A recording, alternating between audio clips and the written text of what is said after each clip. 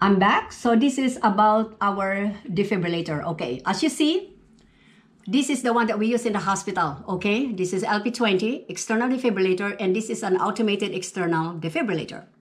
Okay, and there's a screen. In fact, on the screen, you see that we have a monomorphic VTAC here.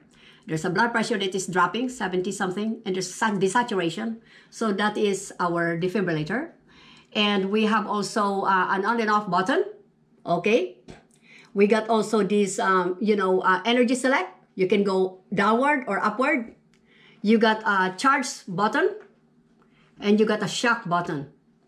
There is also a synchronization button. And if you want, so what we're using as nurses, we are trained, we know, we analyze our ECG and everything. Okay. So we're critical care nurses. So if that AA mode, we don't use this one. This is usually when a person is allowed to use that one, but the person has to be trained. But disregard this one. We don't use this one because we are in the manual mode. So we don't use an analyzer. We analyze the ECG. We defibrillate. We're certified to do it, and that's it. So we are the one doing the job. This AED mode is the one doing the job for somebody else, but we don't need that. We need this. We are on the manual mode. We are doing the job, okay? There's an alarm button, options, events, the code summary, which tells you about blood pressure or anything there, vital signs or whatever, and the print. There's the paper there.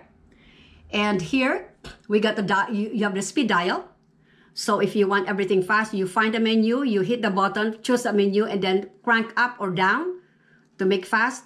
And another important thing about this here is that when the patient is going to be defibrillated and suddenly he regains his pulse or anything, and we are already on the, it's already charged, we can disarm that one by pressing this speed dial. Okay, you press forward, and then that eliminates it, or you can lower the joules, or you can turn it off. We don't do that. All you got to do is disarm this one.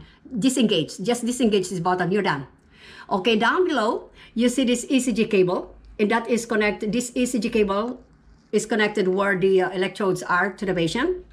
We got also the pulsatile oxygen saturation cable. And we have also this defibrillation, cardioversion pacing. This is a cable for 3 purposes. And we have also a pacemaker setting here in case. So that's a pacemaker. Transcutaneously, you can decrease or increase the rate. And there's a current, the MAs. And as I said, this defibrillator has 4 functions. So it could do basic monitoring. That's why you see an ECG there. Okay. You can also see heart rate, rhythm, blood pressure, sats, and everything. You can do defibrillation, synchronized cardioversion, pacing. Okay. But this is just the defibrillator. But how will you deliver the electricity? Well, we need this pads. The pads are the electrodes or the patches. In the olden time, they use the paddles. We don't use this anymore. We are hands-free now. So we use these pads or patches. So if you want the anterolateral placement, you put this external pad on the right upper chest. And the lateral one, you put that here, the apical. It's on the lateral aspect that's below the nipple line. It's almost like between mid-clavicular and that of the axillary area. So that is the anterolateral placement. And if you want the anteroposterior, this one here, you could use this as this is your anterior. Actually, this is your sternal. We put it here. It's below the nipple line, and it's between it's almost parasternal. It's between parasternal area and the axillary area. So this is your anterior, okay, pad. And then the other one is at the back. So you just follow the scapula here, and you can put this one here. That's the back one. This is actually the, okay, this is the lateral. So we just move it. So move down this one to this, and that one here is move up to the back, okay? So that is the anterior posterior back. So that's the one. Okay, now the cardioversion will be tomorrow. I will discuss the cardioversion tomorrow. That's why I did not expound the cardioversion here, because we are going to discuss that separately.